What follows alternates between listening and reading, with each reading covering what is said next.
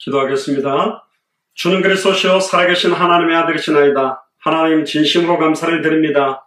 지난 주간에 하나님에 의하여 깨뜨려진 자라는 말씀을 저희들에게 주셔서 온전히 하나님의 쓰시기에 합당한 모양으로 하나님이 저희들을 깨뜨리시며 200개 나라와 2000개가 넘는 미전도 부족 국가를 살리는 일을 섬길 수 있는 모양으로 만들어 가실 줄 믿습니다.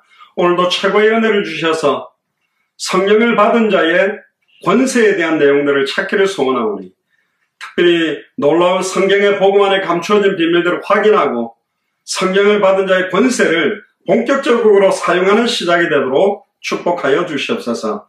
감사드리며 승리하신 주 예수 그리스도 이름으로 기도드리옵나이다. 아멘. 오늘 제목이 성령을 받은 자의 권세라는 제목입니다. 예수 그리스도께서 십자가에 달려서 정령 죽으시고 그 다음에 부활하셨는데 아직까지 제자들은 그 부활의 소식을 소문으로만 들었지 직접 부활하신 주님을 만나기 전 상황에 주신 말씀이 오늘 본문입니다. 모든 기대와 소망이 완전한 낙심과 좌절로 변해버렸어요. 특히 가룟 유다는 예수님을 팔고 나면 메시아의 능력을 발휘해서 정치적으로 자기들을 로마보다 더 큰 이스라엘로 세워서 좋은 자리를 하나씩 줄 정치적 메시아로 생각했는지 모르는데 사실은 로마의 모든 정치 권력들을 무너뜨리는 것이 아니라 처절하게 십자가에서 정령 죽으시는 모습을 보고 가룟 유다는 그 길로 자살해서 죽게 되고 많은 제자들은 낙심하고 좌절하고 심지어 유대인들에게 잡힐까봐 두려워서 한 곳에 모여 있었던 상황 속에 오늘 본문이 시작되는 겁니다. 그런데 그들 가운데 갑자기 예수님이 나타나셔서 너희에게 평강이 있을지어다. 우리로 말하면 샬롬 그렇게 한 거예요. 너 평안하냐? 옆 사람한테 물어보세요. 너 지금 평안하냐? 당신은 지금 평안합니까? 여러분들 평안하세요? 아이고 지금 막 여러 가지 큰일 때문에 막 지치고 상해가지고 지금 왔습니까? 그런데요, 그것과 비교할 수 없는 완전한 낙심과 좌절. 그러니까 목자 없는 양과 같이 유리하며 방황해야 되고 제자들끼리 모여서 그랬겠죠. 야, 이제 우리 뭐하고 밥 먹고 살아야 되노? 이제 누구 따라가야 되지? 예수님 죽었잖아. 이제 우리 어떻게 해야 되나? 다시 고기 잡으러 갈까? 다시 세리짓을 할까? 다시 우리 고향으로 갈까? 특히 엠마오로 가는 제자들은 엠마오로 가고 있었죠. 많은 사람들이 지금 향방을 찾지 못하고 불안한 지경에 있었는데 갑자기 예수님이 나타난 겁니다. 너에게 평강이 있을지어다. 평안하느냐? 몹시 놀랍고 충격적인 말이셨죠. 근데 더 충격적인 건 뭐냐? 문을 꼭꼭 잠궈놨는데 갑자기 이 예수님이 벽을 통과해가지고 잠긴 문과 벽을 그냥 쓱 통과해가지고 그들 앞에 나타나신 거예요. 얼마나 놀랐겠습니까? 아마 야, 유령이 아닌가? 근데 예수님은 자기의 손과 허리에 옆구리에 못자국까지 다 보여주시면서 특별히 예수님이 정령 죽었다가 정령대로 부활하셨다는 말씀 정치를 보여주셨습니다. 영적인 존재로 신비한 몸으로 부활한 게 아닙니다. 부활체라고 합니다. 물론 지금 우리들의 몸과는 좀 다릅니다만은 100% 하나님, 100% 사람이 정령 죽으셨다가 부활하셔서 온전한 부활의 첫 열매로 부활의 소망을 가지고 그들 앞에 나타난 겁니다. 그리고 두려워하고 있는 제자들에게 진정한 참된 평안함을 주시려고 나타나신 거예요. 그러면서 주신 말씀이 놀랍게도 오늘 본문입니다. 한번 본문을 다시 볼까요? 예수께서 가라사대 너희에게 평강이 있을지어다. 아버지께서 나를 보내신 것 같이 나도 너희를 보내노라. 갑자기 숨어있는 제자들에게 이제 너희들을 보내겠다. 이제 어디로 보낼지는 우리 이미 답을 압니다. 마태복음 28장에 모든 족속들에게, 마가복음 16장에 천하 만민에게, 사도행전 1장에 땅끝까지. 그런데 지금 어디로 보낸다는 말이지? 두려워한 거예요. 아마 두 가지 마음이었을 겁니다. 이야, 진짜 예수님 부활했구나. 그럼 다시 예수님과 함께 다시 사역을 시작할 수 있겠구나. 그런데 아니요. 예수님은 40일 동안에 500의 형제들에게 부활하신 것을 친히 보여주시고 난 다음에 승천해버리죠. 부활해서 만난 것만 해도 또 감사한데 또 승천해버리는 거예요. 사실은 앞으로 낙심할 일들이 너무 많고 평안할 수 없는 상황들이 너무 많다. 평강이 있을지어다 그러면 앞으로 여러분들에게 평강이 올 일이 없다라는 거예요. 믿음으로 완전히 넘어서야 될 일들이 많다. 예수가 그리스도라는 성경의 복음으로 넘어서야 될 일들이 너무너무 많이 올 거다. 염려해야 될 일들 많이 올 거고, 근심해야 될 일들 많이 올 거고, 머리, 수단, 방법을 써야 될 상황 많이 올 거다. 그런데 평강이 너에게 있을지어다. 그러면서 22절에 죄를 향하여 숨을 내쉬며 가라사대 성령을 받아라. 이건 또 무슨 말이죠? 성령을 받아라. 이 성령이 뭐지? 그 당시의 제자들은. 그러면서 더 오늘 본문에 가장 중요하고 오늘 메시지의 핵심이 뭐냐? 23절입니다. 갑자기 이런 말을 합니다. 성령을 받아라 하시더니 너희가 네 죄든지 사하면 사해질 것이고 네 죄든지 그대로 두면 그대로 있을 것이다. 이건 또 무슨 말입니까? 우리가 다른 사람들의 죄를 사해주면 없어져 버릴 것이고 그대로 둬버리면 그대로 있게 될 거다. 엄청난 충격적인 이야기를 하고 있는데 이 내용들을 차근차근히 좀 찾아보면 좋겠습니다. 첫 번째입니다. 아버지께서 나를 보내신 것 같이 나도 너희를 보낸다. 어디로 보낸다는 말인지 주님의 뜻을 좀 알아야 됩니다. 아버지께서 나를 보내셨다는 말씀을 사용한 것은 예수님은 성부 하나님, 성자 하나님, 성령 하나님이 하나이신 삼위일체의 하나님입니다. 그런데 예수님은 스스로 온 것이 아니라 아버지의 보내심을 받아왔다. 요한복음 3장 16절에 하나님의 세상을 이처럼 사랑하사 독생자를 주셨으니 독생자를 주셨다라는 말은 우리에게 사실은 보내심을 받아서 오게 됐다는 표현하고 똑같습니다. 독생자를 저와 여러분들을 위해서 주셨다라고 합니다. 그러면서 예수님이 뭐라 그러냐? 요한복음에 나를 보내신 이의 뜻을 행하며 그의 일을 온전히 이루는 이것이다. 아버지의 뜻이 뭐냐? 우리는 너무 잘 알죠. 요한복음 6장 39절에 40절에 나를 보내신 이의 뜻은 내게 주신 자 중에 내가 하나도 잃어버리지 아니하고 마지막 날에 다시 살리는 이것이니라. 내 아버지의 뜻은 아들을 보고 믿는 자마다 영생을 얻는 이것이니 마지막 날에 내가 이를 다시 살리리라. 아들을 보고 믿는 자, 예수를 보고 그리스도를 믿는 자에게 영원한 생명을 얻게 하는 일, 이걸 위해서 사실은 우리를 보낸다라는 거예요.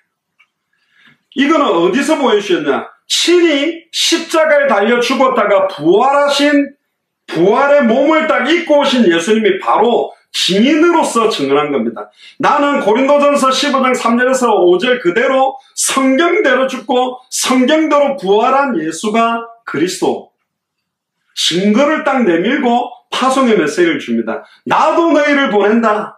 아버지의 뜻이 뭐냐? 아버지가 나를 보낸 것은 내가 십자가에 동령 죽었다가 부활함으로 단번에 영원히 하나님 만나는 길을 여는 것이요. 단번에 영원히 죄와 저주를 해방시키는 것이요. 단번에 영원히 사탄의 권세를 깨뜨리고 승리케 하는 길을 열었다. 이제는 누구든지 주의 이름을 부르면 하나님을 만나는 길이 열렸다. 누구든지 주의 이름 부르면 죄와 저주에서 해방되는 길이 열렸다. 누구든지 주의 이름 부르면 사탄의 권세를 깨뜨리는 길이 열렸으니 내가 너희를 보내노라. 이제는 예수 그리스도를 대신한 참 선지자 직분을 감당하고 참 제사장 직분을 감당하고 참 왕 직분을 감당하는 그리스도의 정권대사로 너희들을 보낸다. 이 말하고 똑같은 거죠. 예수를 보고 그리스도를 믿는 자 하나도 잃어버리지 아니하고 내가 마지막 날에 살릴 것이다. 다 찾아내라. 예수님의 이 일을 이루기 위해서 빌립보서 2장 8절에 죽기까지 복종하셨어요. 십자가에 죽으십니다. 뒤에도 나오겠습니다. 뭐가 죄인 줄 알아요? 하나님의 말씀에 순종하지 않는 것 자체가 죄거든. 예수님은 100% 하나님의 말씀 그대로 순종하셨습니다. 그는 근본 하나님의 본체시지만 하나님과 동등됨을 취할 것으로 여기지 아니하시고, 그 말은 동등하다는 말이에요. 동등됨을 취할 것으로 여기지 아니하셨단 말은 동등한데 자기를 비워 종의 형체를 가졌다. 그 정도로 복종하셨다. 십자가에 정령 죽을 만큼 복종했다는 겁니다. 예수님은 그래서 나도 너희를 보낸다. 자, 예수님께서 우리를 보내시는, 영광스럽게도 저와 여러분들을 보내시고 우리 교회를 보내시고 마지막 계시를 이루기 위해서 보내실 사명을 주셨습니다. 모든 족속, 천하 만민, 땅끝, 이건 자명한 거예요. 누가 뭐래도 이거는 해도 되고 안 해도 되고가 아닙니다. 시간 되면 하고 경제적으로 여유 있으면 하고 교회가 커지면 하고 아닙니다. 저희가 미주에서 중남미나 유럽이나 동남아시아나 전 세계를 뻗어갈 때 상황과 조건이 돼가지고 이 일을 했다면 앞으로도 못해요. 제가 볼 때는 한 10년 지나도 못합니다. 20년 지나도 못해요.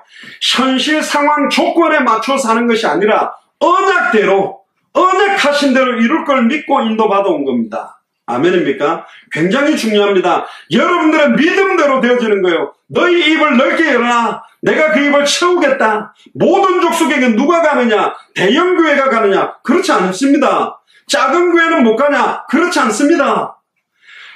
신학 공부를 많이 한 목사님들이 가느냐? 그렇지 않습니다. 굉장히 뛰어난 장로님들이 가야 되냐? 아닙니다. 보기에 흠모할 것도 없고 천하고 멸시당하고 약한 자, 버림받은 자, 아무것도 없는 자들이 갔는데 성령이 역사하는 거예요. 아무것도 없지만 뭘 갖고 있기 때문에 예수님이 그리스도라는 성경의 복음만 가지고 있으면 하나님이 역사하겠다는 거예요. 그걸 알았던 사도 바울은 고린도전서 2장 1절에서 5절에 내 말과 내 전도함이 말과 제의 아름다운 것으로 하지 아니하고 오직 성령의 나타남과 능력으로 하기를 원한다. 내가 다시는 예수 그리스도와 십자가에 못 박히신 것 외에는 말하지 아니하겠다. 왜 예수 그리스도만, 그의 십자가의 죽음과 부활만 말해야 되는지 그 답을 찾은 자가 가야 된다니까요. 아멘입니까? 그래서 저와 여러분들을 부르신 겁니다. 저도 잘 모르겠어요. 어떤 기준인지. 어떤 사람은 저 정도 지혜를 갖고 능력을 갖고 있으면 쓰임 받아야 되는데 아는 사람도 있고, 어떻게 저런 사람이 쓰이지? 그런데 복음 가지고 있는데 하나님이 사용하는 거예요. 이런 사역은요, 특히 당대 생활을 완성하는 사역은 우리 교회의 힘으로 하는 것이 아닙니다. 주님이 직접 온전히 이루시기를 원하고 이 끝까지 이 일을 성취시키기를 원하는 겁니다. 빌립보서 1장 6절에 우리 안에서 착한 일을 시작하신 이가, 우리가 아닙니다. 우리의 능력이 아니요, 이 우리 안에서 착한 일을 시작하신 이가 그리스도 예수의 날까지 이 일을 이루실 줄을 우리가 확신하노라. 이 믿음 가진 자들을 이에 성취시켜 나갔습니다. 예수님이 우리를 보내신다는 뜻이 뭡니까? 성경의 복음을 가진 전도자의 사명자로 보내겠다. 예수님은 승천하면서 제자들을 그랬습니다. 그러므로가 무슨 말입니까? 앞절에 보면 하늘과 땅의 모든 권세를 내게 주셨으니 하늘의 권세, 땅의 권세를 내가 다 가지고 있으니 그러므로 너희는 가라. 이 말은 뭐죠? 내가 하늘의 권세로, 땅의 권세로 너희들의 피할 바이요 요새요 방패가 되겠다. 그러므로 가라. 아멘입니까? 한 10억 정도 주면서 가라 그러면 아멘. 비즈니스에서 끊어가지고 갈 수 있겠네. 한 100억 정도 주면서 딱 가라 그러면 할렐루야. 100억이면 200개 나라니까 어떻게 하면 되겠습니까? 막 돈을 나눠가지고 보내면 되겠지요. 그렇게 됩니까? 아니라는 거예요. 하늘과 땅의 모든 권세를 내가 가지고 있으니 또 내가 세상 끝날까지 너희와 함께 할 것이니 그러므로 너희는 가서 모든 족속으로 제자를 삼아 아버지와 아들과 성령의 이름으로 세례를 주고 내가 너에게 분부한 모든 것을 가르쳐 지키게 해라. 저는 목사입니다. 목사들은 큰 대형교회를 꿈꾸고 어마어마하게 많은 성도들을 목회하는 걸 꿈꾸는 것이 많이 있겠죠, 사람들이. 그런데 저는 대형교회들을 많이 보면서 느꼈습니다. 대형교회에 너무너무 훌륭한 목사님들과 교역자들과 사역자들이 있지만 저 많은 영혼들 한 사람 한 사람들에게 예수가 그리스도라는 복음이 계시되도록 돕는 것이 얼마나 어려운 일인지, 몰려와 있는 성도들을 관리하고 유지하고 뿌리 내리는 데만 집중해도 주님 오실 때까지 그들을 돕기 어려운 상황이구나. 또 어떤 교회는 너무너무 어려워서 목사님들이 밥도 못 먹고 교회도 유지하지 못하는 상태로 너무너무 나약한 상태로 있다 보니까 모든 족속을 생각할 수도 없고 천하만민에게 갈 생각도 못하고 땅끝도 생각하지 못하는 거예요. 지금은 어떤 상황입니까? 예수님이 십자가에 달려 죽었다가 이제는 숨어가지고 있는, 두려움에 떨고 있는 제자들에게 앞으로 장차 모든 족속에게 가라, 천하만민에게 가라, 땅끝까지 가라. 이게 무슨 말입니까? 내 있는 현장도 지금 못 살리는데 어디를 가라고 말씀합니까? 처음부터 하나님은 모든 족속을 살리기 위해 저와 여러분들을 불렀다는 거예요. 처음부터 천하 만민을 살리는 자로 저와 여러분들을 부르신 거예요. 선교사로 불렀다니까. 예레미야 1장, 내가 너에서 복중에 짓기 전에 태에서 나오기 전에 너를 구별하고 성별했다. 여러 나라의 선지자로. 그런데 예레미야에만 준 것이 아닙니다. 우리에게 준 거예요. 여러 나라의 선지자로, 모든 족속을 살릴 자로, 천하 만민에게 복음을 전할 자로, 땅 끝까지 이르러 증인될 자로 처음부터 저와 여러분들을 불렀다니까. 그런데 나는 내 인생, 내 목표, 내 소원, 내 계획, 내 판단, 내 경험, 내 틀에 딱 매여 있으니 하나님이 자꾸 깨뜨리시는 겁니다. 하나님의 수준으로 올라오라는 거예요. 하나님의 언약 기준대로, 하나님의 말씀 기준대로, 하나님 주신 뜻 기준대로 올라오라는 겁니다. 그래야 시작할 수 있는 거예요.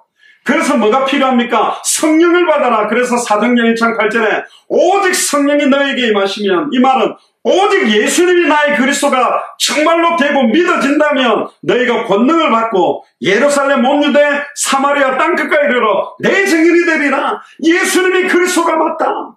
그래도 예수가 그리스도다. 이 상황에서도 예수님은 모든 문제를 끝내신 분이다. 예수님은 참 선지자요, 참 제사장요, 참 왕이다. 모든 인간이 하나님과 단절되게 만들었던 사탄 문제를 해결한 참된 왕, 끊임없이 시작되고 있는 죄와 저주 재앙을 단번에 영원히 해방시키는 참 제사장, 하나님과 단절돼서 일평생 방황하는 자들을 단번에 영원히 하나님 만나게 하는 참 선지자다. 이 성경의 복음의 증인으로 처음부터 저와 여러분들을 부르신 거예요. 그래서 보내겠다는 거예요. 보내심을 받은 자는 보내신 분의 뜻을 이루려고 하는 사람이에요. 군사로 모집된 자들은 모집한 자를 기쁘기 위해서 자기 생활에 얽매이지 아니하고 그분의 뜻과 계획을 위해 사는 거거든요. 아버지께 보냄을 받은 예수님은 어떤 자세로 그 뜻을 이루었습니까? 그런 근본 하나님의 본체시지만 모든 것 다 내려놓고 죽기까지 복종하심으로 단번에 영원히 온전히 이루어버렸어요. 정녕 자기를 깨뜨려버린 거죠. 하나의 밀알이 썩어지면 많은 열매를 먹고 그대로 있으면 열매를 맺지 못하는 것처럼 보내심을 받은 자는 보내신 분의 말씀을 명심하고 보내신 분의 말씀을 전해야 돼요. 요한복음 20장 31절에 성경 기록 목적이 예수께서 그리스도심을 믿게 하려 하며 또 너희로 믿고 그 이름을 힘입어 생명을 얻게 하는 거기 때문에 예수님이 그리스도라는 복음을 창세기로부터 계시록을 가지고 정확하게 전하는 사람들이 가야 된다는 거예요. 그 사람들에게는 의식주에 대해서 걱정하지 마라. 여행을 위하여 주머니나 두볼롯이나 시내나 지팡이를 가지지 마라. 일꾼이 져먹는 것 받는 것이 마땅하다. 다 책임지겠다. 근데 심지어 저희 교회는요, 한 발자국 더 나아가서 아예 자비량으로 우리 먹을 거 우리가 책임지고 인도받겠다고 기도하는 교회입니다. 뭐 가진 게 없어요. 뭐 모아놓은 돈이 있냐, 재산 없다니까. 근데 그렇게 소중한 복음으로 전달하려고 기도하고 있습니다. 그리고 전도자들에게 말하고 있습니다. 마태복음 10장 16절에 뱀같이 지혜롭고 비둘기같이 순결해야 된다. 가장 지혜로운 짐승이 뱀이었고요.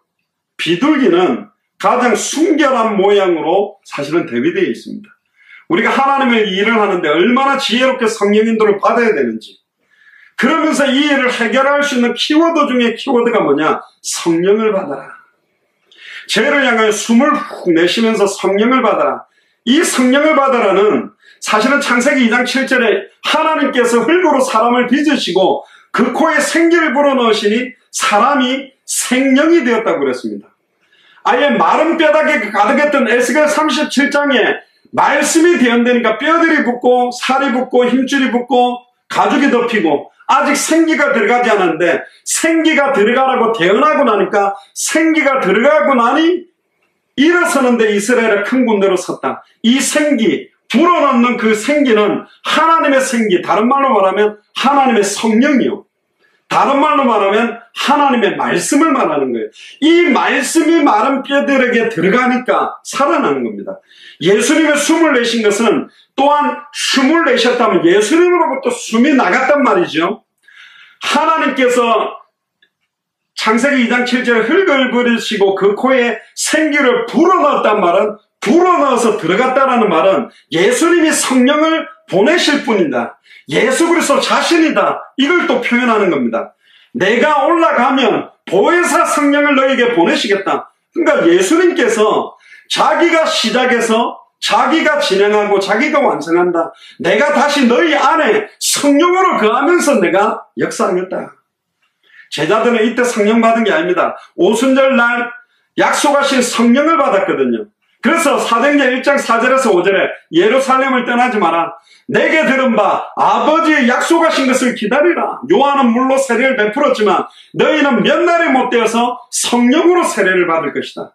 위로부터 능력을 입히기 전까지 예루살렘 떠나지 마라. 진짜로 너희에게 예수님이 그리스도 될 때, 성령이 너희 안에 거할 때부터 너희들이 이 일을 감당할 수 있다. 그래서 오늘도 예수님은 우리에게 성령 받아라. 우리는 이미 예수를 그리스도로 알고 믿고 영접하는 순간 성령을 받은 자예요. 근데 성경에는 또 어떤 이야기를 하냐면 성령의 충만함을 받아라. 그러면 충만하지 못하는 표현이 있냐? 있습니다. 성령을 소멸치 말라. 그러면 성령이 연기처럼 좀 풍성했다가 쑥 빠지냐? 그 말이 아니요. 한번 우리 안에 거하는 인격을 갖고 있는 성령 하나님이 내 안에 거시는데 내 생각과 내 경험과 내 판단과 내 결정이 하나님의 뜻, 내 안에 계신 성령께 강구하고 성령의 인도, 성령의 인도를 단편적으로 말해버린다면 말씀의 인도라고도 할 수 있습니다. 하나님의 말씀을 따라가지 않고 움직이는 것 자체가 성령을 소멸하는 거예요. 하나님의 말씀이 가라면 가고 말씀이 서라면 설 수 있는 자들, 그들이 보내심을 받아야만, 그들에 의해서 증언되어지는 메시지가 전달되어져야만 마른 뼈가 살아날 수 있고, 이 성령의 충만함을 받는다는 말은 예수를 그리스도로 믿는 믿음으로 충만하다. 즉 하나님의 말씀을 믿는 믿음, 예수를 그리스도로 믿는 믿음으로 충만한 순간 성령 충만함이 회복됩니다. 성령 충만함은 40일 금식해야 받는 것이 아니고 진짜로 성령의 충만함은 믿음으로 받습니다. 내게 성령의 충만함을 부어주실 줄 정말로 믿는 순간 성령의 충만함이 시작되는 거예요. 노력으로 몸부림으로 받는 것이 아닙니다. 뭐 어릴 때부터 많은 분들이 뭐 삼각산에서 이렇게 추운 겨울날 비닐 덮어쓰고 막 금식하면서 받았다 그러는데 아니요. 그렇게 막 몸부림치면서 결국은 믿었기 때문에 받는 것이지 우리의 행위나 몸부림으로 받는 것이 아닙니다. 믿어야 됩니다. 믿으면 성령이 역사하기 시작해요. 세 번째입니다. 그러면 성령을 받은 자의 권세, 오늘 가장 중요한 메시지의 핵심입니다. 예수님의 말씀 중에서 다시 한 번 더 놀라운 말씀을 한 가지 듣게 됩니다. 왜 이게 놀라운 말씀이냐? 여러분들이 누구의 죄든지 사하면 사해진답니다. 누구 마음대로. 이 가능한가요? 누구 마음대로 이게 돼요? 충격입니다. 예수님이 직접 말씀하셨어요. 너희가 네 죄든지 사하면 사해진다. 네 죄든지 그대로 두면 그대로 있게 된다. 이것이 죄 사함의 권세입니다. 원래 죄를 사하는 권세는 오직 하나님의 권세예요. 그런데 예수를 그리스도로 믿고 성령을 받은 자는 죄를 사할 수 있는 권세가 와 있다고 말합니다. 성경의 복음을 증언하게 될 때 죄 사함이 시작된다라는 말, 죄와 젖어서 영혼이 해방시킬 수 있다라는 말입니다. 이게 놀라운 말이죠. 한 군데 성경을 보면요, 마가복음 2장 1절에서 11절에 보면 한 중풍병자가 있었는데 네 사람이 침대에다가 들고 왔어요. 그런데 너무 사람들이 많이 있으니까 지붕을 뜯어내고 위에서 중풍병자의 누운 상을 달아내립니다. 그러니까 예수님이 저희들의 믿음을 보고 그 중풍병자에게 소자야 내 죄사함을 받았느니라. 그러니까 어떤 서기관들이 이 사람이 어떻게 이렇게 말하는가 참담하도다. 오직 하나님 한 분 외에는 누가 능히 죄를 사겠느냐. 그걸 예수님은 친히 아시고 이렇게 이야기합니다. 중풍병자에게 네 죄사함을 받았느니라 하는 말과 일어나 네 상을 가지고 걸어가라 하는 말이 어느 것이 쉽겠냐? 어느 것이 쉽습니까? 죄사함 받았다 이게 더 쉽잖아요. 일단 그 장면에서는 왜? 죄사함은 눈에 보이는 게 아니에요. 뭐 무슨 결과가 확 나타나는, 죄사함 받았던 거 얼굴색이 갑자기 화해지냐 그런 것도 아니잖아요. 너 죄사함을 받았다 이게 쉽잖아요. 말로는 더 쉬워. 근데 네 상을 가지고 집으로 돌아가라고 중풍병자를 이렇게 세우는 게 더 어렵게 보이죠. 사람들에게는 중풍병자를 일으키는 게 더 어렵게 보여요. 근데 예수님이 하시는 말씀의 포커스는 뭐냐? 죄 사는 권세가 인자에게 있고 죄를 사는 권세가 얼마나 어려운 권세며 단번에 영원히 죄를 영원히 해방시키는 게 얼마나 놀라운 참된 표적인지 너희가 깨달아야 된다. 이 말을 하고 싶은 겁니다. 그러면서 곧바로 그랬어요. 일어나서 네 상을 가지고 집으로 가라. 그러니 그가 일어나 곧 상을 가지고 모든 사람 앞에서 나간 거예요. 그러니까 저희가 다 놀라면서 하나님께 영광을 돌리며 우리가 이런 일을 도무지 보지 못하였다 하면서 하나님께 영광을 돌립니다. 여러분들은 어떻게 생각합니까? 예수님은 여러분들에게 지금 말씀하고 계십니다. 네가 예수를 진짜로 그리스도로 믿는 자가 맞다면, 즉 성령을 받은 자가 맞다면 너에게 권세가 와 있다. 뭐 흑암세력이 꺾이고 막 천사가 있는 그런 권세보다 더 어마어마한 권세가 뭐냐? 죄를 사는 권세가 와 있답니다. 하나님만 가지고 있는 그 권세가 저와 여러분들에게 임해 있다고 말합니다. 요한복음 14장 12절에 보면 내가 진실로 진실로 너에게 이르노니 나를 믿는 자는 나의 하는 일을 저도 할 것이요 또한 이보다 큰 것도 하리니 이는 내가 아버지께로 감이니라. 내가 아버지께로 가기 때문에, 다른 말로 말하면 보혜사 성령이 너희 안에 거하기 때문에 내가 하는 일도 너희가 할 것이고 내가 하는 것보다 더 큰 일도 할 수 있다. 그게 성령 받은 자가 가진 권세입니다. 주님이 직접 우리에게 주신 권세요. 어마어마한 일입니다. 그러면서 오늘 본문의 이야기를 한 겁니다. 너희가 네 죄든지 사하면 사해질 것이요 네 죄든지 그대로 두면 그대로 있으리라. 여러분 좀 충격적이지 않습니까? 우리가 뭐라고? 우리가 그 사람의 죄를 사해줘 버릴 수 있는 권세가 있답니다. 있나요? 에베소서 1장 6절에서 8절에 보세요. 사도 바울이 이렇게 이야기합니다. 여러분들 축약본에는 제가 많이 못 넣었으면 그 말을 다 넣기가 너무 부족하기 때문에요. 에베소서 1장 6절에서 8절에 보면 이는 그가 사랑하는 자 안에서 우리에게 거저 주시는 바 그의 은혜의 영광을 찬송하게 하려는 것이라. 우리는 그리스도 안에서 그의 은혜의 풍성함을 따라 그의 피로 말미암아 속량 곧 죄사함을 받았느니라. 할렐루야. 죄사함은 오직 그의 피로 말미암아만 받을 수 있는 거예요. 예수 그리스도의 보혈로만 우리의 죄사함을 받을 수 있는 거예요.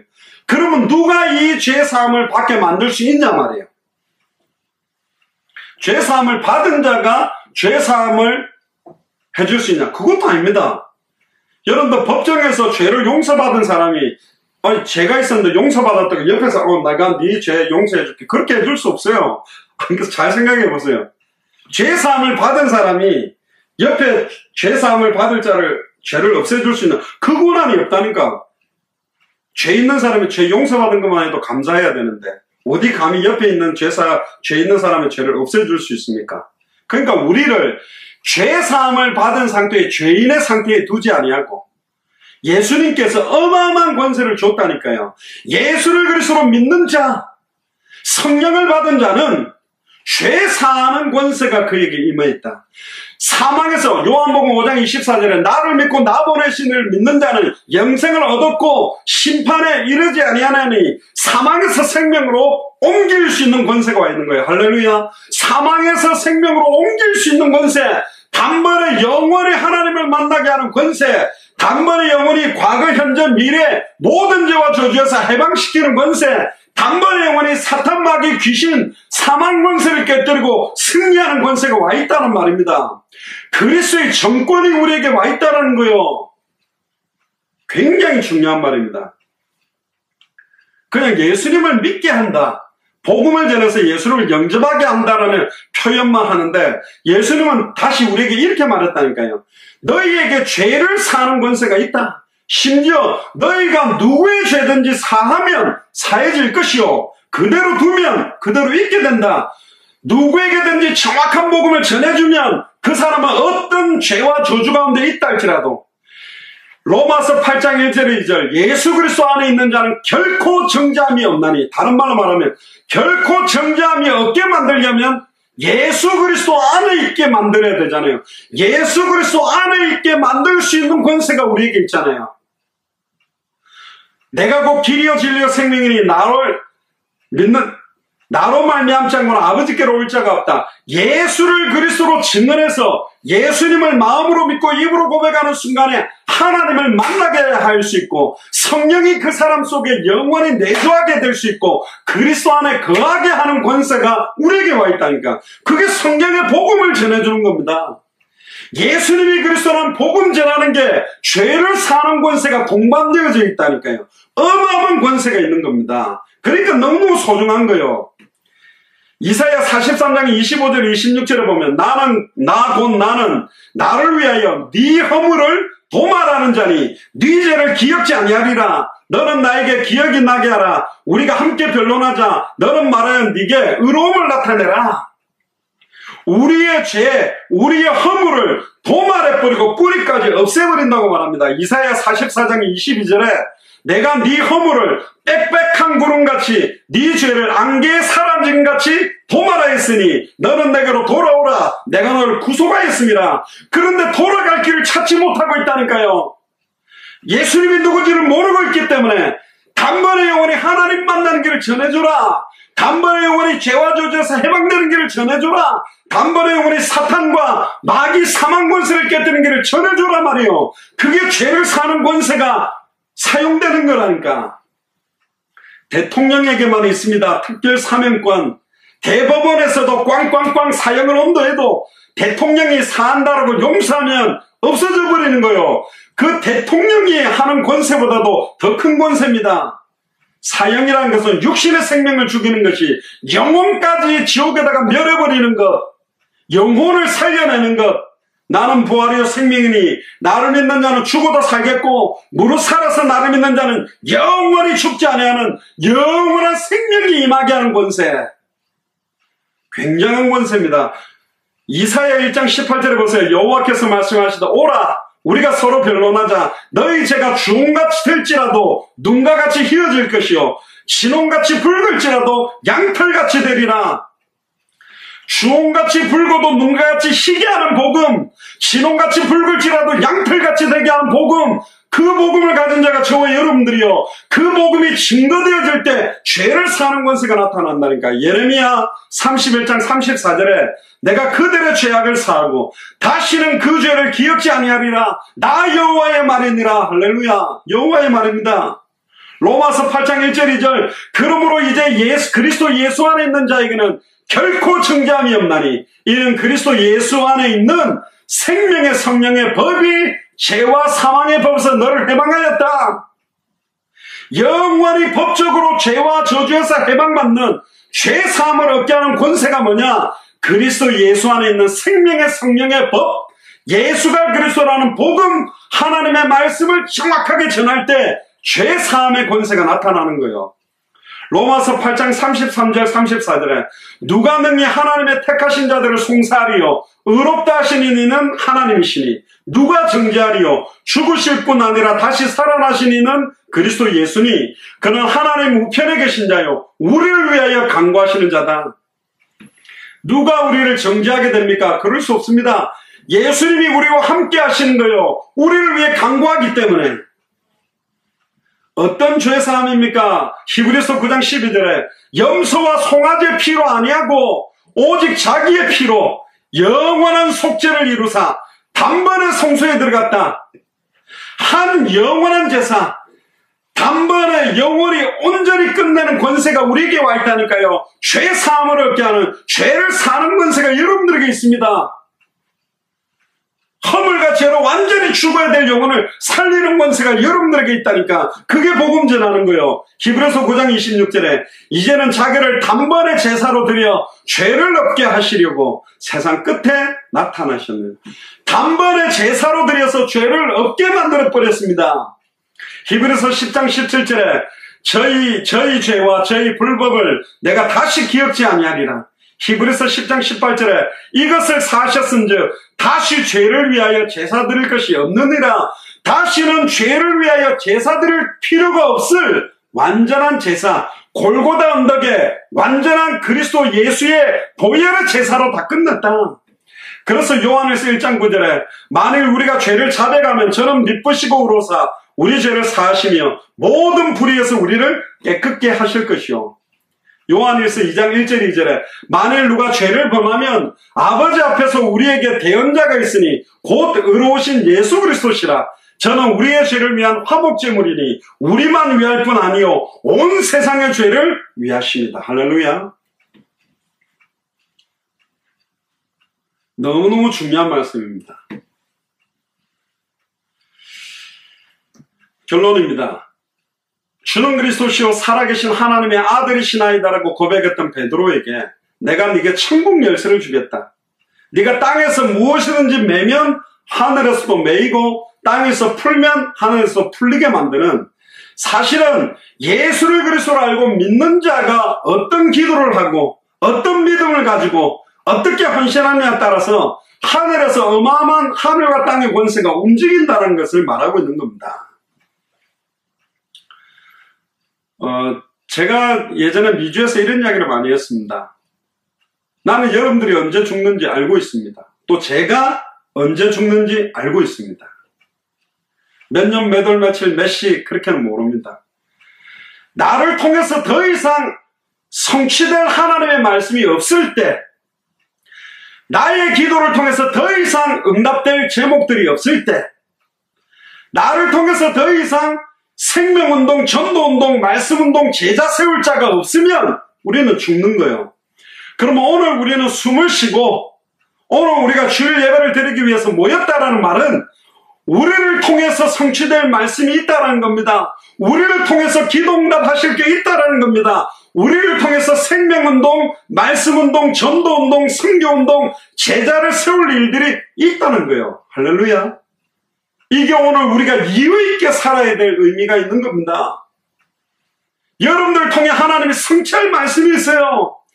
여러분들의 기도를 통해 응답하실 게 있다니까. 여러분들의 발걸음을 통해서 전도와 선교를 이룰 것들이 남아있기 때문에 우리는 생존하는 겁니다. 더 이상 나를 통해 성취시킬 말씀이 없다면 우리는 죽는 거예요. 더 이상 내가 기도해도 응답될 게 이제 다 이루어져 버렸다면, 더 이상 이룰 게 없다면 우리는 죽는 거예요. 아무리 내가 나가서 외쳐도 나를 통해 생명 얻을 자, 전도, 선교, 세울 제자 없다면 우리는 죽는 거예요. 오늘 우리는 살아있습니다. 숨을 쉬고 있습니다. 하나님, 이번 주간에 나에게 성취될 말씀을 성취시켜 주옵소서. 아멘. 하나님, 이번 주간에 나의 기도를 통하여 응답될 것들을 응답시켜 주시옵소서. 하나님, 나를 통하여 이번 주간에 나를 통하여 이루어질 생명운동, 말씀운동, 제자운동을 통해 전도와 선교의 문을 열어주옵소서. 이게 우리가 기도해야 될 기도입니다. 우리는 죄인이었는데요, 예수 그리스도의 보혈로 우리의 죄가 해방된 정도가 아니라, 우리는 죄 용서함을 받은 정도가 아니라 다른 사람들의 죄를 사할 수 있는 권세를 우리에게 주었다고 예수님이 오늘 본문에 말씀하고 있다니까. 그게 복음을 전하는 것입니다. 예수가 그리스도라는 의미를 정확하게 전달하는 것입니다. 누구의 죄든지 그대로 두면 그대로 두게 된답니다. 누구의 죄든지 정확한 죄의 시작과 답을 주지 않으면 그 죄가 없어지지 않는다라는 거예요. 예수가 그리스도는 성경의 복음은 분명히 우리에게 와 있고, 이 복음을 가진 자에 의한 전도를 통해 그들의 죄 사함을 얻는 역사가 시작된다는 겁니다. 우리는 처음부터 모든 족속을, 천하 만민을 땅끝까지 증인되기 위해서 파송받은 사명자 선교사입니다. 직접 우리의 발걸음이 갈 수도 있고 보낼 수도 있고 기도를 할 수 있어도 어쨌든 모든 족속을 살리려고 우리를 생존케 하신 거고, 천하 만민에게 복음을 전하려고 생존케 하신 거고, 땅끝까지 이르러 증인되는 일을 위하여 우리를 생존케 하신 거라니까요. 성경의 복음을 전하는 일은 천하보다 귀한 한 영혼, 한 생명을 구하는 일이고, 반대로 전하지 않으면 그의 생명을 잃을 수 있는 일이 되는 거죠. 성경을 다 같이 한번 찾아봅시다.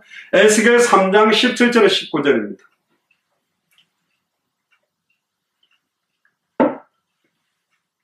에스겔에게 이야기한 말씀입니다. 인자야, 내가 너를 이스라엘 족속의 파수꾼으로 세웠으니 너는 내 입의 말을 듣고 나를 대신하여 그들을 깨우쳐라.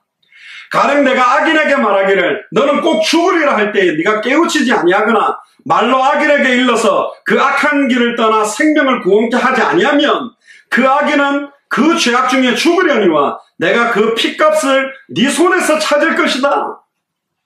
네 주변에 복음을 듣지 못한 자들, 악인이라니까 막 악한 자만이 아니라 한 번도 예수가 그리스도라는 복음을 듣지 못한 자들이 악인이요, 한 번도 정확하게 예수를 그리스도로 듣지 못한 자들이 있어서 한 번도 듣지 못해서 그들이 죄악 가운데 죽게 된다면 핏값을 우리의 손에서 찾겠답니다. 왜 그렇죠?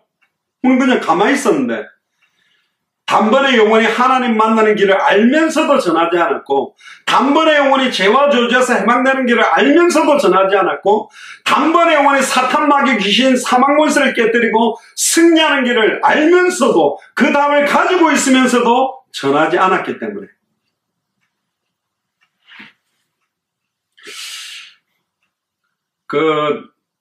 뉴스에 보니까 이런 말이 나오더라고요. 한국에는 남편이 아내를 두들겨 팰 때 옆집에서 그걸 알아도 신고를 안 해도 그게 이제 옆집에서 왜 그 남편이 아내 두들겨 패가지고 죽였는데 옆집에서 듣고 왜 신고를 안 했냐? 신고를 안 해도 그렇게 벌할 수 있는 그게 없대요. 근데 미국에는 법이 있답니다. 옆에 남편이 아내를 거의 죽을 정도로 두들겨 패는데 그걸 인지하고 있었는데 신고를 안 하면 이 옆집도 처벌을 받는데요. 그래서 미국 사람들이 신고 정신이 투철합니다. 옆집에 뭔만 일어나도 바로 전화해가 이상한 소리 난다, 싸우는 것 같다, 큰 일을 막 신고하는 게 그렇다는. 저는 법을 잘 모르는데 미국이 그렇답니다. 오늘 성경에서는 하나님이 이렇게 말합니다. 악인들이 한 번도 복음을 듣지 못하면 그 핏값을 책임을 우리에게 묻겠다. 그리고 하나 더는 19절에 보면 네가 악인을 깨우치되 그가 악한 마음과 악한 행위에서 돌이키지 아니하면 그는 그 죄악 중에서 죽으려니와 너는 네 생명이 보존하리라. 악인에게 하나님 만난 길을 정확하게 말했는데 그걸 받아들이지 않아서 죄악 중에 죽었다면 그 사람의 핏값은 너에게서 취하지 않겠다. 심지어 20절에 또 의인이 그 의에서 돌이켜 악을 행할 때에는 이미 행한 그 의는 기억할 바가 아니라 내가 그 앞에 거치는 것을 두면 그가 죽을지니 이는 네가 그를 깨우치지 않음이라. 그가 그 죄 중에 죽으려니와 그 핏값은 내가 네 손에서 찾으리라. 21절에 그러나 네가 그 의인을 깨우쳐 범죄치 않게 하므로 그가 범죄치 아니하면 정령 살리니 이는 깨우침을 받으며 너도 내 영혼을 보존하리라. 오늘 이 메시지의 키워드는 딱 하나입니다. 사도 바울도 그러죠. 부득불 내가 복음을 전해하지 아니하면 내가 화가 있으리라. 그게 에스겔 3장을 보고 아마 사도 바울이 말한 것 같아요. 내 주변에 의인들이 한 번도 복음을 못 듣고 있다. 의인들도 복음을 들은 것 같은데 정확하게 복음을 알고 믿고 순종하지 않고 있다. 그들에게 정확하게 예수를 그리스도로 믿는다는 게 뭔지, 예수를 그리스도로 믿고 순종하며 사는 것이 뭔지를 정확하게 깨우쳐라, 전달해라는 거거든요. 우리는 아버지의 보내심을 받은 예수 그리스도처럼 예수 그리스도의 최고의 뜻, 마태복음 24장 14절, 이 천국 복음이 모든 민족에게 증언되기 위하여 온 세상에 전파되리니 그제야 끝이 오게 하는 이 일을 위해서 우리는 보내심을 받은 자입니다. 우리는 단 한 번밖에 없는 일생, 여기 최대의 목표로 이걸 목적으로 삼는 것입니다.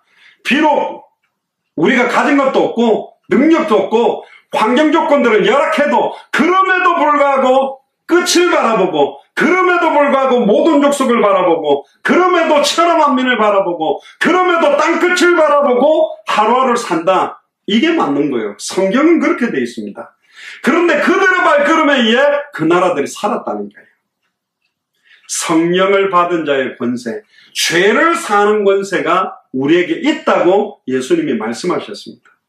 결국은 하나님께서 우리 오늘 본문을 통해서 성령을 받은 자의 권세가 많은 사람들의 죄를 사는 권세가 와 있다는 가장 중요한 말씀을 주셨습니다. 그래서 우리는 아버지의 보내심을 받아서 죄를 사는 권세를 가지고 십자가 죽음과 부활을 이루신 예수 그리스도처럼 주님의 뜻이 마태복음 24장 14절을 이루는 이 일에 단 한 번밖에 없는 우리의 일상을 온전히 드리고 내가 이 세상을 살아가는 최대의 이유와 목적으로 삼고 살게 되는 최고의 한 주간이 되기를, 일평생이 되기를 주의 이름으로 축복합니다. 기도하겠습니다. 주는 그리스도시요 살아계신 하나님의 아들이시나이다. 하나님 진심으로 감사를 드립니다. 단 한 번밖에 없는 일생을 살면서 예수를 그리스도로 알고 예수를 그리스도로 믿고 예수 그리스도를 순종하며 살 수 있는 언약까지 주시니 감사합니다.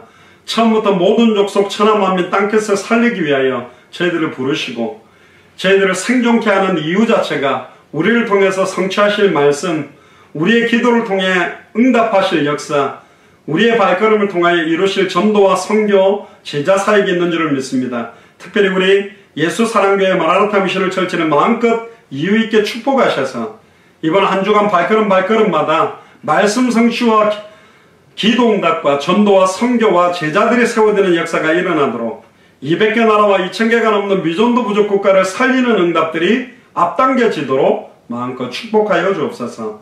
감사를 드리며 승리하신 주 예수 그리스도 이름으로 기도드리옵나이다.